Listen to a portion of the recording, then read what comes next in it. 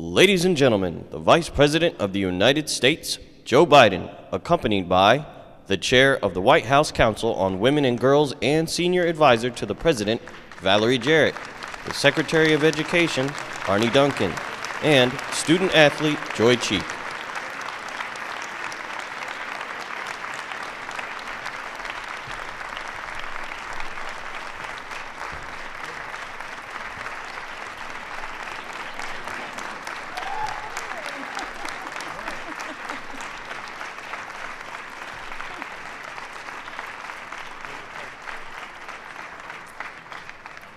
Good afternoon, everybody. We are just delighted to be here. So I'd like to recognize, of course, I'm joined here by the Vice President, by Secretary Duncan, by Joy Cheeks, by Kate Smith, by many, many wonderful athletes here from GW, former Olympians, many organizations that are devoted to girls, and of course, several members of the U.S. women's hockey team, who the Vice President and I had just the joy of being with when we were up at the Olympics in Vancouver just a few short weeks ago.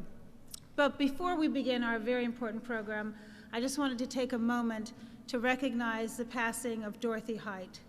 Dorothy Height was an extraordinary civil rights leader who passed away this morning at the age of 98, and she resided right here in Washington, D.C. She touched lives around the world, around our country, and she was deeply loved here in Washington. We had the privilege of working with her in the White House many, many times for many issues that I know are important to you. She would have wanted us to continue on today and have this very important event. She visited the White House as recently as last month when we celebrated Women's History Month. So just if we could take a moment and think of Dorothy Height.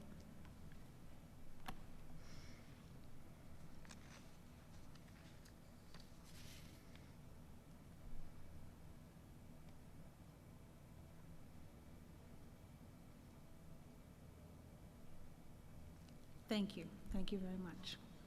So as was mentioned in my introduction, I have the privilege of chairing the White House Council on Women and Girls. President Obama created the council shortly after he was elected over a year ago to make sure that the federal government was working together across every single agency and unit of government to do whatever we could do to improve the quality of life for women and girls. And Tina Chin, the executive director of the council, is here today. Tina, where are you? She's over there in the corner. So Tina does all the hard work. So shout out for Tina and the rest of our team. So as we're doing that hard work, of course, it's important for us to celebrate Title IX, but also to think of what we can do to improve it. And you'll be hearing shortly from Secretary Duncan on that note. For those of you who don't know, Title IX became law in 1972, and it mandates that all schools and colleges that receive federal monies must provide the very same opportunities to boys and girls. Tina Chin was impolitic enough to mention to me before I came up here that Title IX actually passed while we were in high school. I don't know why she felt the need to make that point. So Tina and I didn't have the advantage that so many of you young women have today. And we're just delighted that in our lifetime we're able to see the great progress that we've made, but we still have, as you know, a very long way to go. We are so enthusiastic about the fact that Title IX has created so many opportunities for many of you who are present today. And we know that through sports and recreation, we're able to make healthier adults. There have been studies that have shown that if you grow up and you think about athletes and you think about sports and you participate, you're going to be healthier as an adult. And we all know our First Lady has made childhood obesity, eradication of childhood obesity, a first priority for her as she is First Lady, and is working with so many of the organizations who are represented here today and many of the athletes and the Olympians towards that end. But it also, as we have found studies show, that it also improves your ability to earn a very good living. And the people who are athletes, girls who are athletes as young people, grow up to earn a higher living. And so as we celebrate Equal Pay Day, you see it all kind of makes sense here. And so what we would like to do really is to devote this program going forward to the steps and the progress that we've made, but also what we can do to add the teeth that we know we need to Title IX. And so on that note, I'd like to turn it over to our Secretary of Education. And just to date myself even further, I do believe I recall when he was a toddler. However, he's all grown up now, and we couldn't ask for a Secretary of Education who is more devoted to improving the quality of lives of all young people across our country. And in such a short tenure, he's already made marked difference in the education programs that we have, whether it's Race to the Top or focusing on success and making sure that we are rewarding success and best practices across our country, and he's just beginning. So with that, please join me in welcoming Secretary Duncan.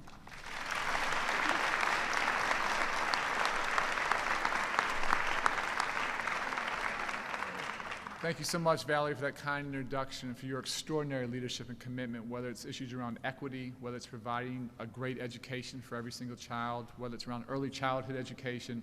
Valerie's a passionate advocate in the White House for us every single day. And Mr. Vice President, thank you for your extraordinary leadership. It's been so fun to travel the country with him over this past year. And he's a real person who cares passionately about how real people are doing. He relates and listens to folks in ways that you just don't see too often, and it's just been a joy to be able to have those experiences with him in many, many different places throughout our country over this past year.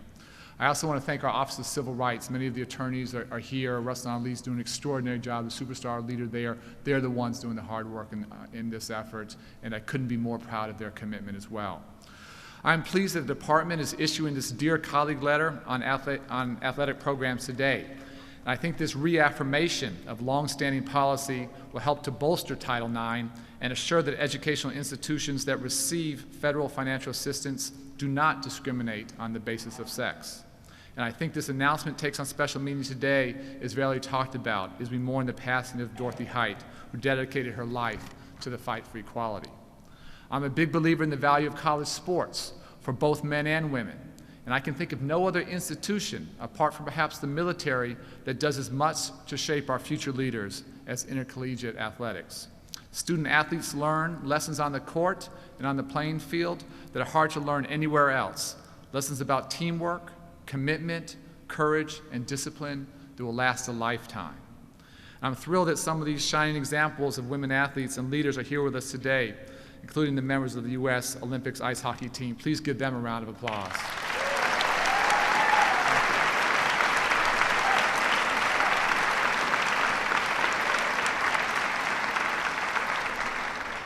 But it is precisely because college athletics play such a critical role that we must be vigilant about ensuring equal opportunity for men and women in college sports. We cannot take steps that unnecessarily dissuade women or limit opportunity to pursue sports. And this issue is a really personal one for me. I was lucky enough to be a college athlete, but my sister was actually a much better athlete than me. Her teams did much better than ours did. But frankly, the best athlete in our family was our mom. And growing up, I lost lots of brutal one-on-one battles against my mom in the alley behind our house. And you love your mother, but you don't like to get beat by her. And unfortunately, that was something I had to deal with for many, many years, a lot longer than I like to admit today. And my sister had some opportunities that my mother didn't begin to have. And I hope that my daughter and my sister's daughters and my brother's daughters will have opportunities that my sister never had. And so much of this, as you all know, so much of our world changed when Title IX originally passed. Title IX is one of the great civil rights success stories in education, and it owes a lot to the tireless support of lawmakers like Vice President Biden. Before Title IX, in 1972, less than 30,000 female students participated in sports and recreational programs at NCAA institutions. That number has increased nearly sixfold since then. And at the high school level, the number of girls participating in athletics has increased tenfold since 1972 to 3 million girls today. Isn't that just a huge reason to celebrate?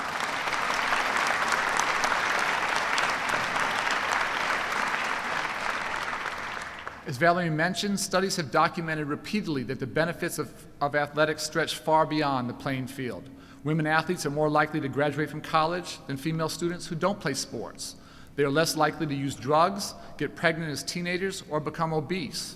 One recent rigorous study of Title IX by Wharton professor Betsy Stevenson found that up to 40% of the overall rise in employment among women in the 25 to 34-year-old age group was attributable to Title IX. Contrary to myth, and this is very important, Title IX has not starved men's athletic programs. Since Title IX was enacted, the number of men's and women's teams have grown, and the number of both men and women playing sports has also grown. We have absolutely come a long way, but we still have a distance to travel. The action we're taking today to strengthen Title IX is just one of a series of steps that we are taking to invigorate civil rights enforcement. To take just one example, our Office of Civil Rights is going to redouble our enforcement of Title IX with respect to sexual harassment and sexual violence on college campuses.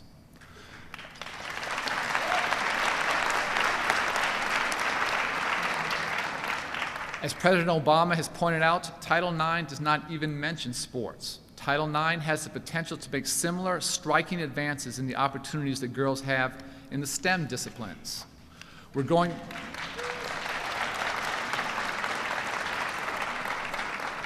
to ensure that schools make available a rigorous curriculum that prepares all students, regardless of gender, for both college and career, including access to science, technology, engineering, and math curricula. Thank you, and now I'd like to turn the microphone over to Joy Cheek, a Duke basketball player who not only was drafted by the Indiana Fever last week, but has demonstrated her excellence in the classroom as well. She's a public policy major at Duke, and last summer she interned in the economic policy department in the office of Vice President Biden.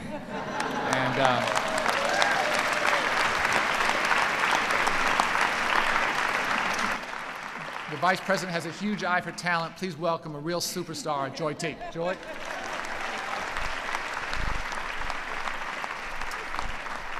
Hello, everyone. My name is Joy Cheek, and I am a proud Duke University Blue Devil.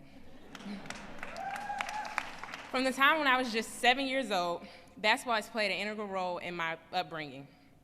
It has given me the confidence, leadership skills, a college education, a healthy lifestyle, and opportunities that go far beyond the court, including an internship at the White House last summer. As an intern in Vice President's Domestic Policy and Economic Policy Office, I was able to see firsthand how committed Vice President Biden and President Obama are to creating opportunities for women. I understand fully that my great experience as an athlete was possible because of Title IX. As a result of Title IX, I was awarded an athletic scholarship to Duke University to be a part of one of the most elite women's basketball programs. In a few weeks, I will be receiving a degree in public policy from one of the most prestigious universities in the country. And as I get ready for the next phase of my life, I believe that sports has prepared me for the various challenges I may encounter. Playing basketball for me is not just about competition, but it was about the lifelong relationships that I forged with other young women who played, and also the opportunity to give back to young girls who wish to follow in my footsteps.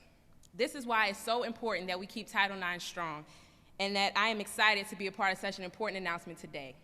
And now it is my honor to introduce the Vice President of the United States, Joe Biden.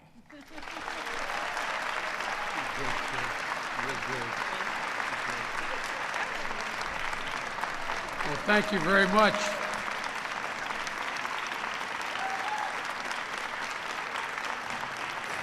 Thank you very much. Mom, it's a pleasure to meet you from afar. I'm going to get a chance to say hello. Dad, your daughter said she looks just like you except she has hair. And that's true, and both grandmoms here? Well, I tell you what, you grandmothers did very well raising this child. I tell you, what a fine, fine athlete, what a fine mind, and the only thing I asked of her after her internship was, when she is President of the United States, and I bring my great-grandchildren by, and they say, Joe Biden's outside, you will not say Joe who. That's the only thing I ask. Look, hey, Ellie, how are you? It's so great to see you. Ellie Schmiel, one of my best buddies and a great leader of the room. I shouldn't start this. There's so many women here I should recognize, but Donna, I tell you what, if I could have played football as well as you played sports, I would have been an All-American. One of the great athletes, Donna DeVrona, who has educated me along the way.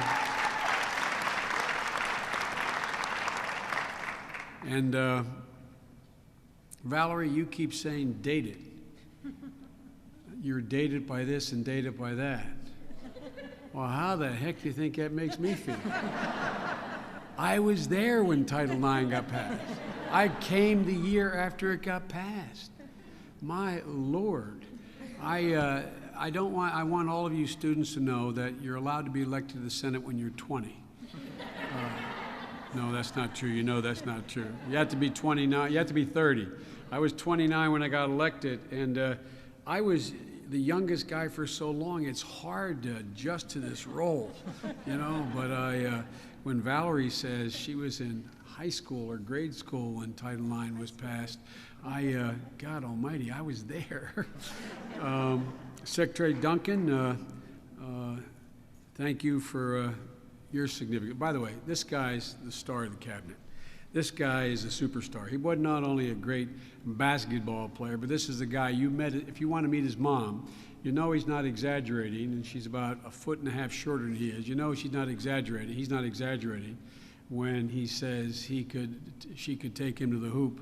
But in addition to that, all what she did, your mom did in pioneering education and fighting back and insisting everyone has an opportunity and should have an equal opportunity.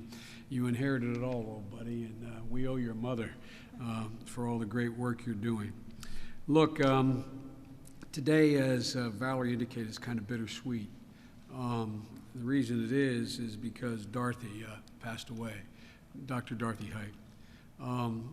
One of the first people to come and see me with Clarence Mitchell. Back when I got elected to the United States Senate as a young fellow. I'd only been there 2 months, but Dorothy Height and Clarence Mitchell, who were the two people who were, I think, most responsible, in my view, for Dr. King's legislative agenda actually being passed, came to see me. And she remained a friend and would never hesitate to tell me or anyone else in the most polite way when she thought we weren't fighting hard enough, when she thought we may have been letting down a little bit. And Dorothy said once, greatness is not measured by a man or woman's accomplishments, but by the opposition he or she overcomes to reach his goal. And there's so many people that have overcome difficult circumstances, and with the help of access to sports, been able to change their lives, both men and women. I believe Dorothy would be incredibly proud of the women in this room today. I see so many leaders, including leaders from the Violence Against Women office and women who have been involved in every good thing that's happened to young girls and women the last several years. I won't say much longer than that, but for a long time. And it's great to be here. Joy, thanks for the introduction, and I hope it means I get a couple tickets to the Indiana Fever when you're in town. You know what I mean? You're in very good company here. Katie Smith of the hometown Washington Mystics is here, and I'm sure she can give you a little bit. And also, Team USA hockey team and Captain Julie Chu is here, who inspired a lot of girls and women. And Captain, you can't see this now, but I'm going to show you a picture when we were watching you all play. I have 3 granddaughters, and they're all good athletes, and I'm not just saying that, they really are. My youngest one is world class. She's going to be a world class athlete. Her name is Maisie. She's got the heart and drive. Maisie plays in the same team as President Obama's daughter in the basketball league in Montgomery County. They won their championship game 25-23 or something. Maisie, I think, had 22 of the points. Every time I go to lunch with the president, all he talks about is Maisie. And when Valerie's alma mater, Stanford, who played a heck of a game in that final game, I was there for that game as well. I got to go in the locker room and meet the women and be in the court with some of Joy's good buddies and her best friend, actually, who plays for Connecticut. But the president called the next day, and I was shown the transcript where he was speaking to the Stanford coach and saying what a great season they had, and they did, and what great talent they had, and what a great coach she was. And then he said something to the effect, I'm not quoting exactly, but I have one piece of advice for you. And I was told by someone who were there in the room, was on a speakerphone, that she kind of frowned like, oh, now I'm going to get advice. And she said, you met the vice president and his granddaughters. His youngest granddaughter is Maisie. My best piece of advice for you now, draft her now. She's going to be playing. And I want to tell you, Julie, this is when you scored a goal. This is a picture of my granddaughter. I'm going to hand it back to you and to show you how excited she is. And the reason I show you that picture is I don't know whether you all realize how much you inspire. I don't know whether you get just how much you inspire young women. I don't know that you fully appreciate it. I swear to God, that's a lifetime. You see her there? You can see the intensity. I mean, she is going like, yay, you know. This kid's 9 years old. And look, you know, I used to say when I was hoping Birch Bai would be here, because Birch was a sponsor of Title IX and a real hero.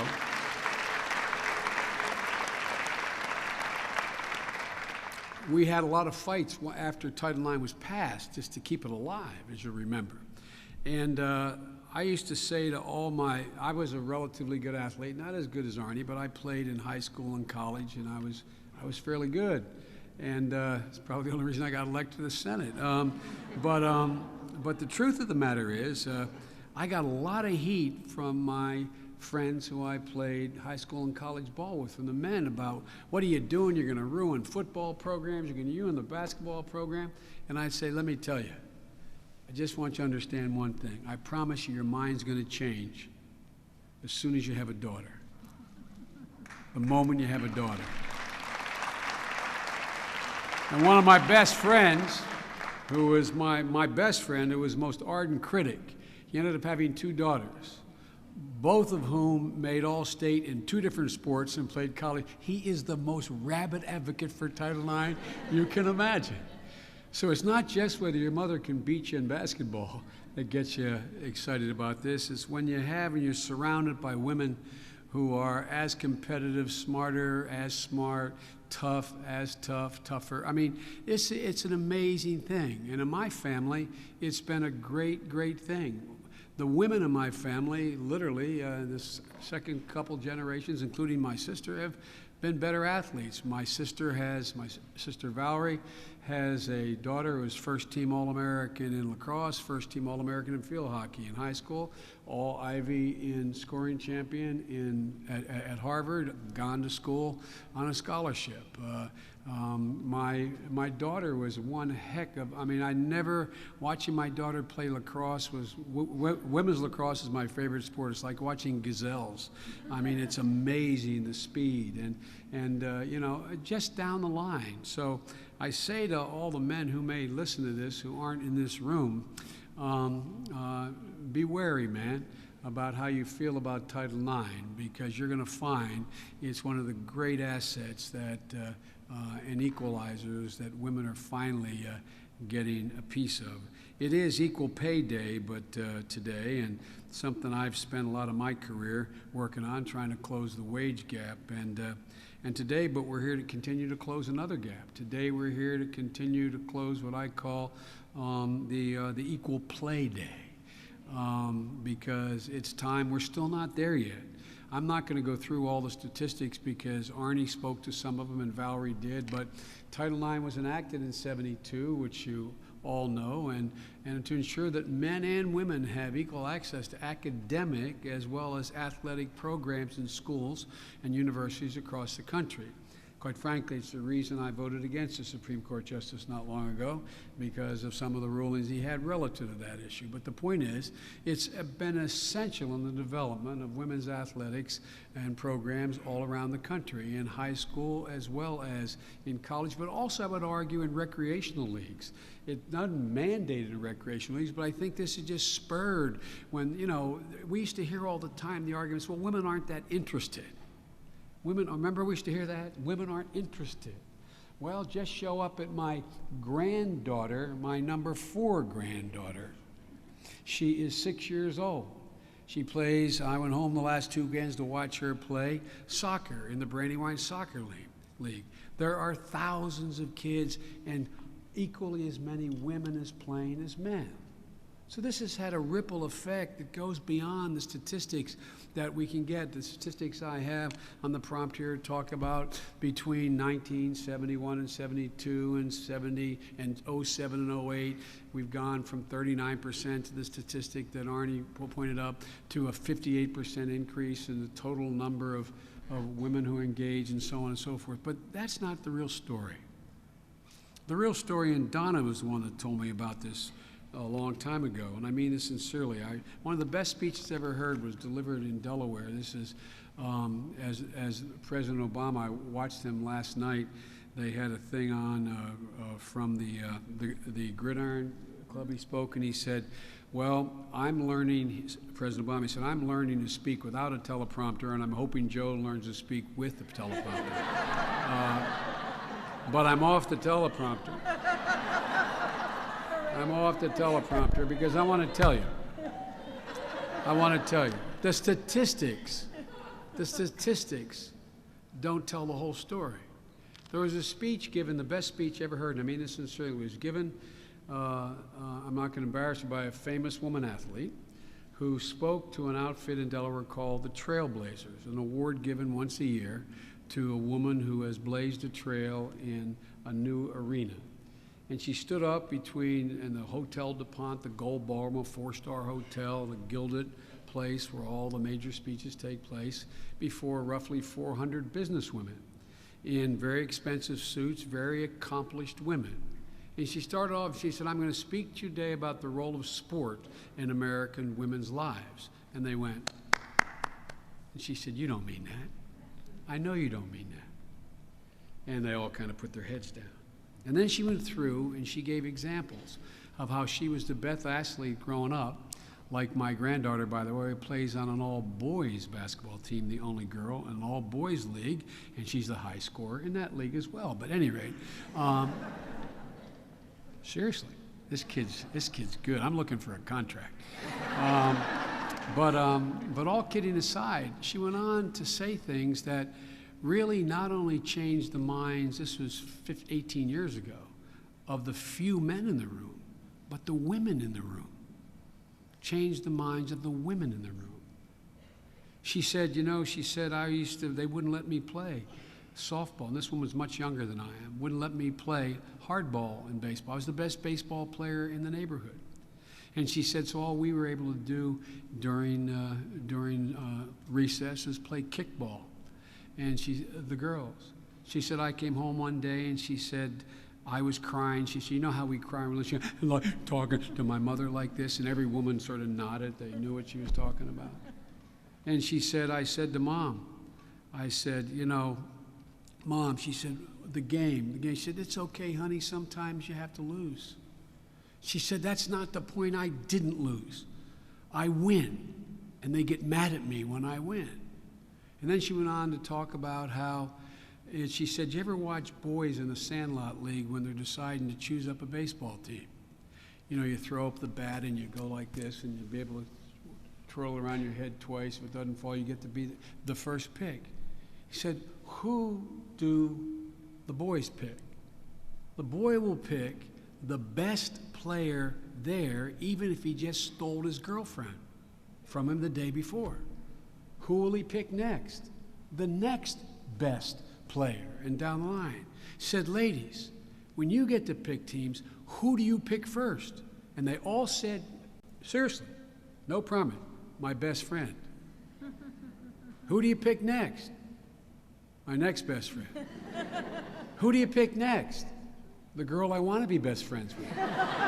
Who do you pick? I swear to God, it was like it was rehearsed. The audience just was responding. It was an all-women's audience. Look at the women nodding their heads here.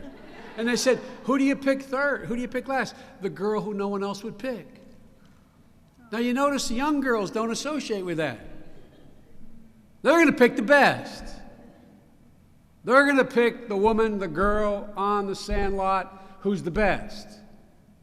And they're going to learn to compete in a way that, in fact, we didn't let our daughters, and our mothers compete in a sense. And Title IX has done so much to change the attitude not just of men, but in my humble opinion, of women as well, about the importance, the consequence of sport. You know, making Title IX as strong as it possibly can be is the right thing to do. The letter that Arne referred to, this dear colleague letter, what it's all about is what we're doing today, and the reason for this excuse to get together is that we have a long way to go still. And we want to take away every barrier that exists. And in 2005, over the objection of the NCAA, the Bush administration changed the test by which colleges and universities could determine whether or not they were meeting, without getting into the 3 steps and all the complicated pieces, where they were meeting the intention of Title IX. And it slowed things down. It gave some colleges, some universities, an excuse not to be as aggressive in making sure that Title IX was in fact enforced, not only in the letter, but the spirit as well. And so what Arne did today was made it clear that that change is gone. 2005 is wiped out.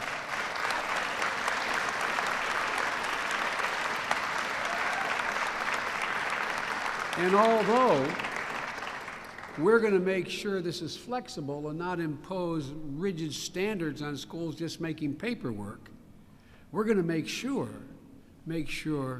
that the absolute best effort that can be possibly made is being made to make sure that women in college are given the opportunity that they deserve. Ladies and gentlemen, it's all of the things that have been said about Title IX are true. Lower teenage pregnancy rates for women athletes in school, experience lower risk of obesity, enjoy enhanced employment and health opportunities, attain higher levels of education, benefit from higher levels of self-esteem, improve interpersonal skills, peer relationships, leadership abilities, the thing that allowed them to lead corporations, armies, politics, the things of which leadership is all about. And it's been shown that it promotes greater participation in previously male-dominated professions, not just jobs, but the male-dominated professions, particularly in high-skilled occupations. It basically gives what you hear, you know, if you go back and you're a student of English history, you know about the playing fields of Eton, and that's where, well, guess what? Sport does build character. It does build confidence. If it does it for men, why in the heck is anybody suggest it can't do the same exact thing for women? And it does. It does. And so, folks, I have spent the bulk of my career, and I'm not being solicited, being educated by some of the women here. I always kid with Ellie, you can always tell a man how he feels about issues that relate to gender based on whether or not he was raised by a strong woman and had strong women around him. Like Arne, I was one of those lucky guys, and I mean it sincerely. My mother and my sister, my deceased wife, my present wife, they have backbones like ramrods. And they are incredible. But you also learn a comfort that I feel sorry for men who haven't been around strong women, because they tend to be a little skittish about it. Well, folks, we can't wait for all the men to get rid of their skittishness. What we got to do is make sure that all the women and all the girls here know what their potential is by being able to test their potential. That's what this is all about. That's all this is about. It's everything and all it's about. There's some women in the audience I'm not going to introduce, but who work for our Violence Against Women office, who are been deeply involved in the other side of this issue. But here's the bottom line. If we were going to do, if I could wave a wand, and there's only one thing that I could do as a vice president, one wish I would make, is to make sure that in every endeavor in life, every woman had the same exact opportunity as every man. And you know why? That's not just being nice. It's just practical. We squander a significant portion of the 51% of the population and the brain power, the initiative, the courage, the gumption. But it's not just here, it's around the world. A major group of Arab scholars, Muslim scholars to be precise, did a report for the United Nations for Ban Ki-moon a couple years ago and asked what was the single most important thing that could be done to advance the standard of living and the opportunities in the Muslim world. And they, these Arab and Muslim scholars, said, equality for women. Equality for women. Look, folks, if we are able to eliminate abuse against women and open opportunity for women to the fullest extent, we literally will change the world. That is not hyperbole. Literally change the world. I'll close by saying, lest you think I'm exaggerating, on the negative side, of all the men in jail who are behind bars now for having committed a violent crime, there's only two things they have in common. It's not their race, it's not their ethnicity. It's that A, they can't read, and B, they witnessed the abuse of their mother or they were abused themselves as a child. Abuse is a learned behavior. Violence is a learned behavior. And flip it around the other way. If you want to really change things on the positive side, empower women to be able to take control of their own lives, from their physical well-being to their athletic prowess to their intellectual capacity. That's the stuff. That's the stuff historians will be looking back on 2 decades and 20 decades and 30 decades from now in judging whether or not we made a significant advance in civilization. And folks, Title IX is no small part of that, in my view. So folks, thank you, athletes, for your willingness to go out there and risk losing. And by the way, I mean that literally, risk losing. You got to learn to risk losing and be able to deal with it. And thank you all for supporting these young women in their attempt to give full flower to everything they feel they're capable of inside. It's a big deal what you do, and we owe it to a lot of women I should name here, and I apologize for not naming you all. But this did not come easily. And folks, my staff wrote a nice line saying that hopefully if we enforce this well, 40 years from now, Title IX will remain strong and vital. That's not my wish. 40 years from now, if we still need Title IX, we will have failed.